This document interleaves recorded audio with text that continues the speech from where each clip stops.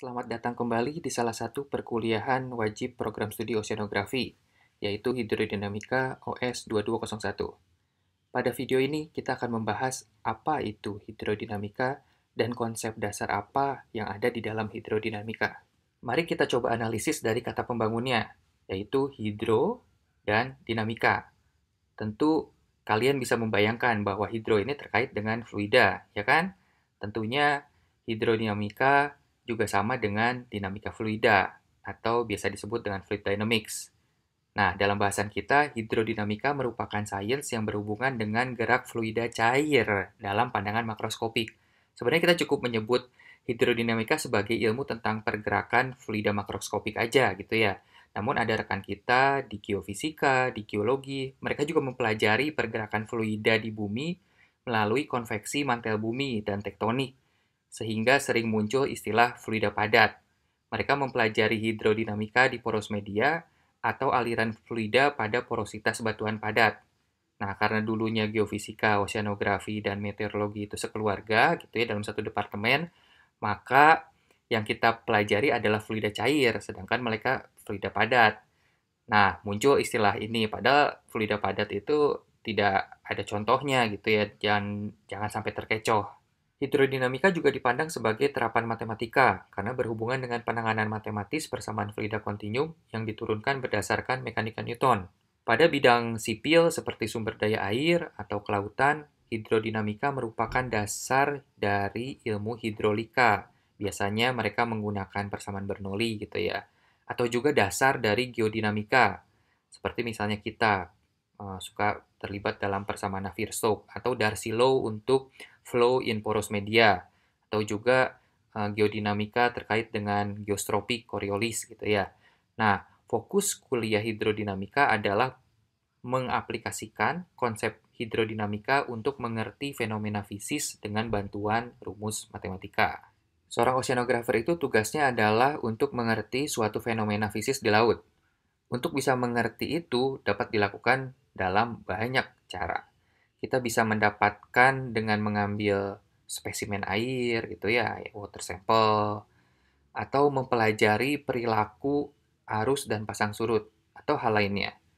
Nah, di kuliah ini dibekali dasar untuk mengungkap fenomena di laut yang fisis, seperti arus dan pasang surut, melalui bantuan rumusan matematika. Secara teoritis, hidrodinamika didasarkan pada konsep massa elementer, yaitu konsep partikel fluida atau materi titik, baik dalam tinjauan Lagrange, ya, individu partikel, atau juga tinjauan Euler, kontrol volume atau partikel di dalam ruang atau volume. Nah, layaknya agama atau negara yang memiliki doktrin, di perkuliahan ini juga kita memiliki doktrin konsep bahwa massa elementer adalah massa terkecil dari suatu partikel dan tidak boleh ada yang lebih kecil dari itu. Itu doktrinnya, itu ya. Kajian partikelnya menempatkan suatu partikel sebagai karakter yang unik dan berbeda dengan partikel lainnya. Unik itu adalah posisi, kecepatan, densitas gitu ya. Boleh sama, boleh juga beda gitu ya. Dengan demikian, entitas partikel satu dan lainnya dalam konsep elementer ini harus berbeda gitu ya. Namun di sisi lain kajian hidrodinamika itu adalah kajian makroskopik yang artinya partikel yang ditinjau adalah elemen terkecil yang cukup besar. Nah, bingung kan? Jangan bingung. Ini mulai menarik gitu ya.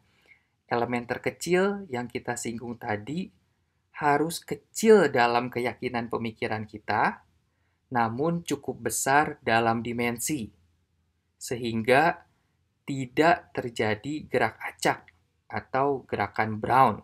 Ya, partikel yang disinggung tidak berukuran mikroskopik seperti atom bahkan quarks. Ya, partikel yang disinggung harus lebih besar dari molekul sehingga gerak acak molekul atau gerak Brown yang terjadi secara internal pada suatu elemen partikel bukan menjadi bahasan dalam hidrodinamika oceanografi. Jadi ketika kita meninjau pergerakan partikel, maka resultante gerak yang terjadi adalah gerakan partikel terhadap sistem acuannya. Kita tidak melihat gerakan internal dalam pergerakan partikel di suatu acuan gitu ya. Bahasan hidrodinamika tidak menyinggung dinamika internal yang terjadi, seperti peredaran elektron pada massa utama atom. Tidak ya, jadi mohon dibatasi. Massa tinjauannya adalah massa elementer yang makroskopik, dalam artian massa terkecil yang terbatas. Dan ini justru bukan paradok, justru semakin jelas.